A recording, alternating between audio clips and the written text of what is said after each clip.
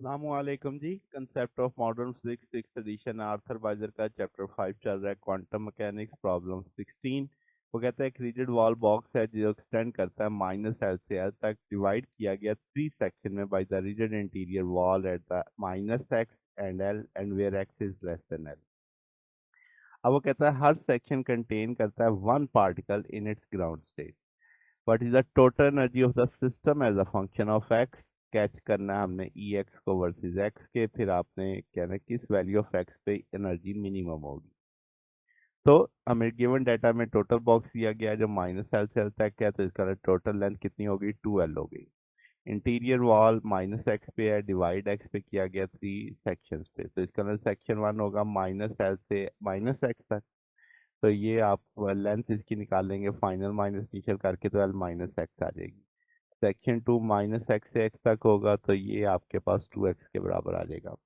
Section three x to L होगा, तो इसे भी फाइनल माइनस नीचे करेंगे, एल माइनस एक्स आ जाएगा। तो आप देख सकते हैं कि ये पहला और आखिरी वाले की सेक्शन की लेंथ तकरीबन एक जैसी आ रही है।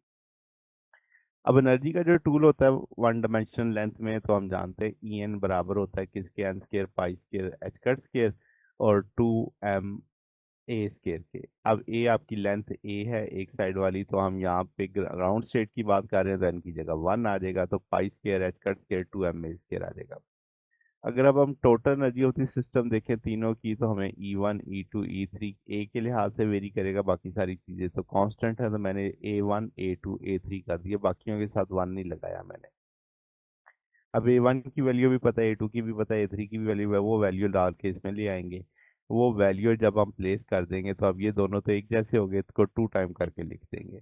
अब इसमें से जो कॉमन फैक्टर है बाहर निकाला जा सकता है, पाई स्केयर कॉमन है, एच कट स्केयर कॉमन है, 2m कॉमन है। तो ये एनर्जी का वो टूल आ गया जो पूरे सिस्टम की एनर्जी है। अब उसने पूछा था ग्राफ बनाओ एनर्जी का, तो हम कहते हैं कि भाई एनर्जी के ग्राफ में इस सारे को कांस्टेंट मान लेते हैं।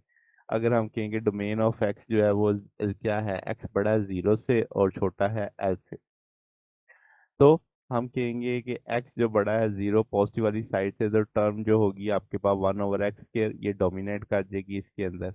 और आपके पास अगर x जो है वो जीरो पे जाएगा, तो पूरी एनर्जी किस पे चली जाएगी, इन्फिनिटी पे चली जाएगी। फिर अगर हम कहें कि x नेगेटिव वाली साइड पे l पे यानी अप्रोच करता है, तो ये वाला टर्म डोमिनेट कर देगी, तो l माइनस एल जीरो हो जाएगा, तो ये आपके पास क्या हो जाएगा जनाब के, ये वाली टर्म आपके पास इन्फिनिटी पे पहुंचा देगी। तो हम कहेंगे फंक्शन जो है मिनिमम लेगा कहीं एक्स जीरो और एक्स एल के दरमियान में। अब जो स्केच होगा वो शो करेगा यू शेप कर्व।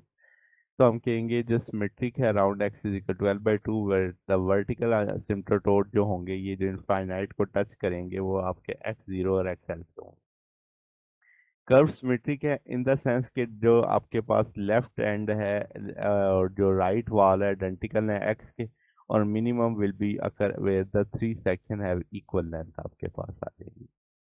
ठीक होगी बात। अच्छा, अब आपके पास उसने पूछा था कि भाई मिनिमम एनर्जी कहाँ पे होगी, तो इस एनर्जी के टूल को ले लिया, इसको डेरिवेट कर लिया विद रिस्पेक्ट टू एक्स। तो डेरिवेट करने के बाद ये आपका factor 4/L minus x cube हो गया, ये -1/2x स्केयर हो गया। अब मिनिमम तभी होगी अगर इक्वल टू जीरो कर देंगे, तो हम इस सारे को इक्वल टू जीरो कर देंगे, पाई जीरो नहीं हो सकता, एच कट जीरो नहीं हो सकता, 2m जीरो नहीं हो सकता, इसमें ये ब्रैकेट जीरो होगी। वो ब्रैकेट को इक्वल टू जीरो कर दिया। इस सारे में अब आपने क्या करना है, क्रॉस कर लिया, इस सारे में 8x क्यूब आ जाएगा, एल माइनस एक्स क्यूब आ जाएगा, क्यूब रूट ले लेंगे तो 2x minus l minus x आ जाएगा। यहाँ से 3x बराबर एल आ जाएगा, एक्स बराबर आ जाएगा एल बाई थ्री के। तो इस लेंथ की वैल्यू पे एनर्जी आपकी मिनिमम होगी। तो ये हमारे पास सोल्यूशन है। अगर आपको इसमें कोई बात पूछनी हो, डाउट हो, नीचे कमेंट्स में पूछ सकते हैं। वीडियो अच्छी लगी हो तो वीडियो को लाइक कीजिएगा, दोस्तों के साथ शेयर कीजिएगा, चैनल को सब्सक्राइब कर दीजिएगा। अब तक के लिए इतना ही, बकिए इंशाल्लाह नेक्स्ट देखेंगे। ओके, अल्लाह हाफिज।